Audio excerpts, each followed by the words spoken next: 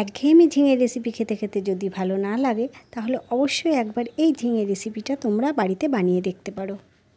নমস্কার, আমি কবিতা, মমস কুইজিনে তোমাদের সবাইকে স্বাগত।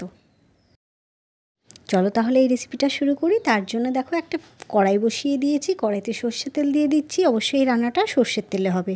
আর এদিকে আমি কিছুটা পরিমাণে ডাল বেটে এই দেখো বাটিতে রেখেছিলাম। এবার সেই ডালটাকে শুধু লবণ আর হলুদ দিয়েছি একটুখানি, ভালো করে ফেটিয়ে এবার এগুলোকে এই তেলের মধ্যে ছোট ছোট করে বড়া করে নেব।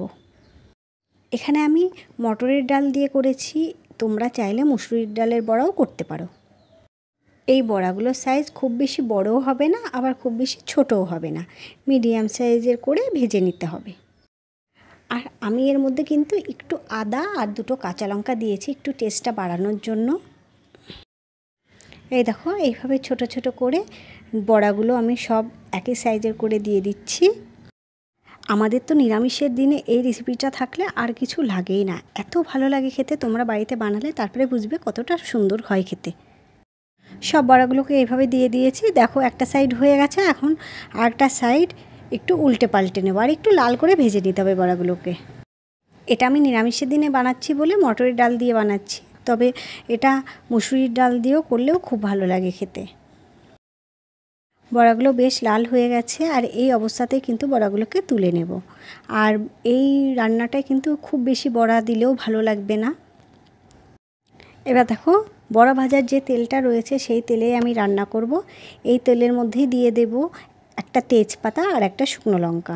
এবার এই শুকনো লঙ্কা তেজপাতা যখন ভাজা হয়ে যাবে তখন এর মধ্যে দিয়ে দেব অল্প একটু কালো জিরে। এখানে হাফ চামচেরও কম কালো জিরে দিয়ে দিলাম। এবার কালো জিরেটাকে একটু ভেজে নিতে হবে। কয়েক সেকেন্ড ভেজে নেওয়ার পর এর মধ্যে আগে থেকে দেখো ছোট ছোট টুকরো করে আমি ঝিঙে বানিয়ে রেখেছিলাম, সেই ঝিঙেগুলো এখানে দিয়ে দিচ্ছি।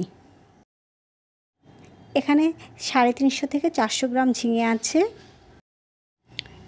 এবার এই ঝিঙেগুলোকে ভালো করে উল্টে পাল্টে একটু নাড়াচাড়া করে নিতে হবে।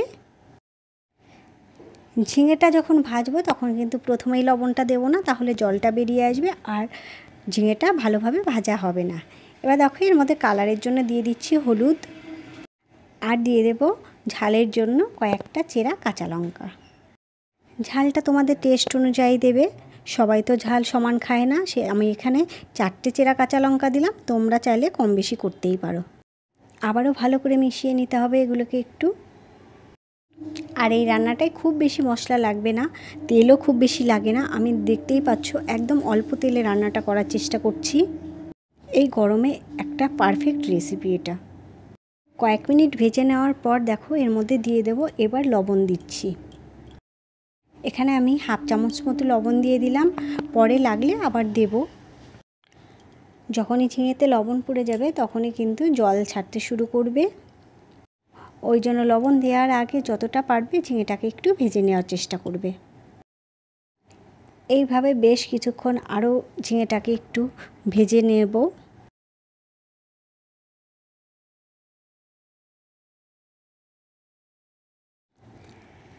ব্যাস ভাজা হয়ে গেছে, আর বেশি ভাজতে হবে না।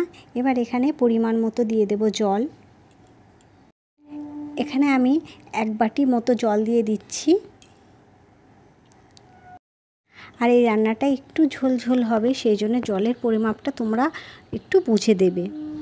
প্রথমে 1 বাটি দিয়েছিলাম, কিন্তু আমি দেখছি আর একটু লাগবে, সেই জন্য আরও 1 কাপ মতো দিয়ে দিলাম। এবার ঢাকা দিয়ে দিচ্ছি ঝিঙেগুলো সেদ্ধ হওয়ার জন্য। 7-8 মিনিট পর ঢাকাটা খুলে নিচ্ছি। এবার দেখো একটু চেক করে নেব যে ঝিঙেগুলো সেদ্ধ হয়েছে কি না। হ্যাঁ, ঝিঙেগুলো খুব ভালোভাবে সেদ্ধ হয়ে গেছে। ঝিঙেটা যখন খুব ভালোভাবে সেদ্ধ হয়ে যাবে তখন এর মধ্যে দিয়ে দেবো, দেখো এখানে আমি 2 চামচ পোস্ত নিয়েছি আর হাফ চামচ মতো সর্ষে, সেটাকে মিহি করে বেটে রেখেছিলাম, সেটা এর মধ্যে দিয়ে দিচ্ছি। এবার ভালো করে মিশিয়ে নিতে হবে সর্ষে পোস্তটাকে। এখানে পোস্তর ভাগটা বেশি দিতে হবে, সর্ষে অল্প থাকবে। আর দেখো এর মধ্যে দিয়ে দেবো অল্প একটু চিনি, এটা তোমরা ইচ্ছে করলে নাও দিতে পারো, আমি দিলাম যেহেতু নিরামিষ রান্না। এবার দেখো হয়ে গেছে। এখন এর মধ্যে ভেজে রাখা বড়াগুলো দিয়ে দিচ্ছি। বড়াগুলোতে যেহেতু ঝোল টানবে সেই জন্য একটু ঝোলের পরিমাণটা বেশি দিতে হবে, তাহলে কিন্তু পারফেক্ট হবে। আর এই রান্নাটা কিন্তু কোনো শুকনো শুকনো হবে না, এটা একটু ঝোলঝোলই থাকবে। বড়াগুলো দিয়ে কিন্তু আর বেশিক্ষণ রান্না করব না, 3 থেকে 4 মিনিট মতো রান্না করে নেওয়ার পরে গ্যাসটাকে অফ করে দিতে হবে। এবার দেখো 3-4 মিনিট মতো আমি এইভাবে ফুটিয়ে নিয়েছি ঝোলটাকে, আর এইরকম ঘনত্ব হয়েছে। এই অবস্থায় কিন্তু আমি গ্যাসটাকে অফ করে দেব। যখন ঠান্ডা হয়ে যাবে তখন কিন্তু ঝোলটা আর একটু টেনে নেবে, সেই জন্য আর আমি এটাকে রান্না করব না, গ্যাসটাকে অফ করে দিচ্ছি আর এটাকে নামিয়ে নেব। আর এই রেসিপিটা গরম ভাতের সঙ্গে যে এত অপূর্ব লাগে, মানে এটা থাকলে তোমাদের আর কিছু হয়তো নিরামিষের দিনে নাও লাগতে পারে। আর বানানোটাও ভীষণ সহজ, খুব সহজে খুব তাড়াতাড়ি এই রেসিপিটা রেডি হয়ে যায়। তাহলে বন্ধুরা, তোমাদের যদি এই রেসিপিটা ভালো লাগে তাহলে অবশ্যই লাইক কমেন্ট করতে ভুলো না।